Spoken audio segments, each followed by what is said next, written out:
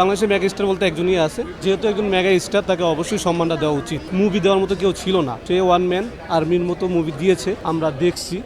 Prince দেখতে আসছি। কেন প্রিন্স? সাকিব খানের মুভির জন্য। ঈদের আরো 4টা সিনেমা রিলিজ পেয়েছে, সেগুলো দেখা হয়েছে কিনা? প্রেশার কুকার দেখেছি। কেমন লেগেছে এখন? প্রেশার কুকারটা বাস্তবমুখী মুভি, এটা দেখাটা ডেফিনেটলি ভালো। আমি আশা করি ম্যাক্সিমাম মানুষ যদি ওইটাও দেখে কিছু শেখার আছে, তবে বাচ্চা না নিয়ে দেখাটা বেটার আর কি। মানে এটা নারী কেন্দ্রিক মুভি, তো নারীদের জীবনে কি কি ঘটে, মানে সবই বাস্তবমুখী মুভি ছিল ওইটা।